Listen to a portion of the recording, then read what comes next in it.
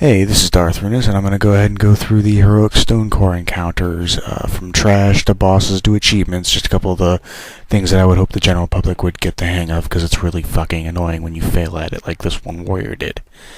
Now, the first thing I'm going to show you here is the Stonecore flares. They have a really easy mechanic to avoid.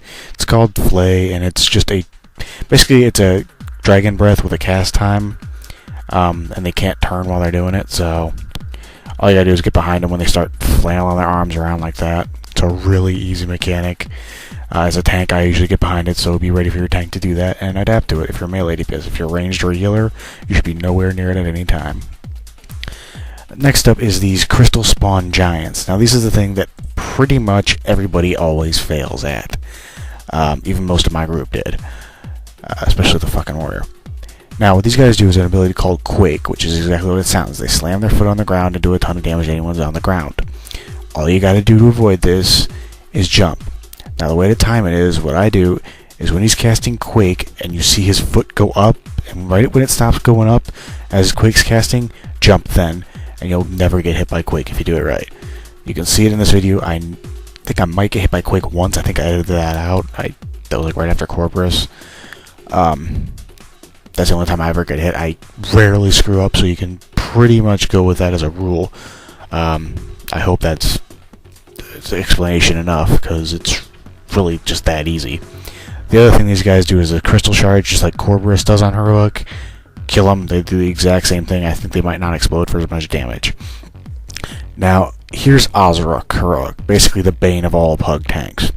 I didn't show you the beginning because the melee completely failed at Shatter, which is one of the biggest mechanics you cannot get hit with. Now, there's basically a whole cycle to this encounter.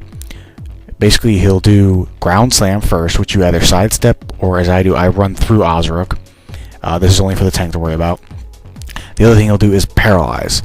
Now, you can resist, or maybe it's avoided, I'm not sure what the actual thing is. You can not get stunned by Paralyze. It's just RNG. If this happens, you can move out faster and he might follow you a little bit.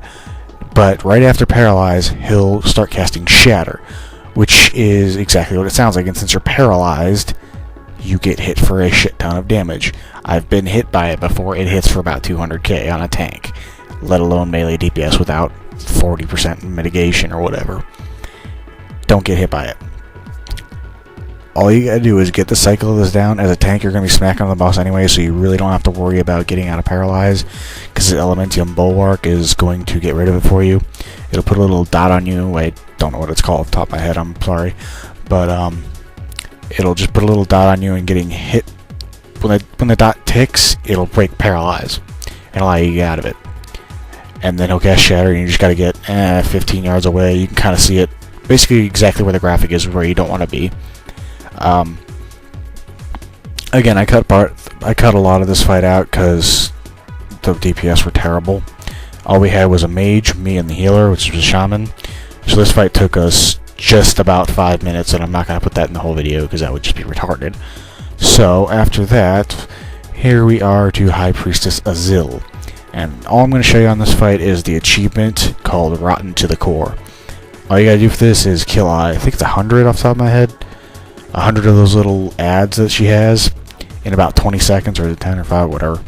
Kill them really fast. I think it's like 20 seconds because it took us forever to kill them all. What you got to do for this is basically you just want to run in there, aggro the boss with her 3 groups of tons of ads, AoE down the ads, and then try and kill the boss. We wiped, but it doesn't really matter. You don't have to actually kill the boss to get the achievement, which I think is stupid. I died because somebody interrupted force grip. It's really not that hard of an achievement here, guys, but you really, really, really need a lot of cooldowns and a lot of healing on your tank, because they might not hit by a lot, but there's about 100 of them, so they will drop you like a fucking brick. I'm not kidding. You'll see it in this video. I dropped like a goddamn rock, and then I hit lay on hands, actually, and I still die. Again, because of force grip, which nobody interrupted because they were AoEing their asses off, which is fine. Whatever. That's really all there is to this fight. I'm not going to go over Corborus in this video because I didn't start recording until after we'd killed Corborus. But if you're curious, for Corborus to not get hit by the the ground rumbling kind of thing, don't jump. Never jump. I actually didn't know this until last night when I was reading crap about tanking, because that's how nerdy I am as a tank. When you jump, the server doesn't record where you are until you land. So even if you're jumping in the air all the way out of the ground slam, if you jumped right on the edge of the ground slam, or not the ground slam, the rumbling ground where he's going to pop up, it will still count you as there until your body lands, and that's why you'll get hit with it.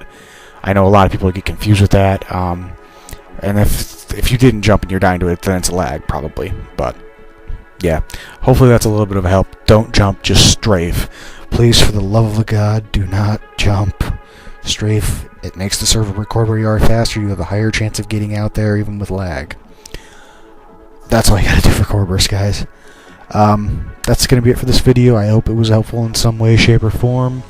This is my second narration video, so if you have any critiques, any advice, anything for me, I'd be happy to hear about it in the comments. I tried to add audio over the entire thing so that if there's breaks in the narration, you have something to listen to. If that didn't work out, sorry, I hope it's not disruptive to my narration. I'm going to go work on that right now, so yeah. See you later, guys.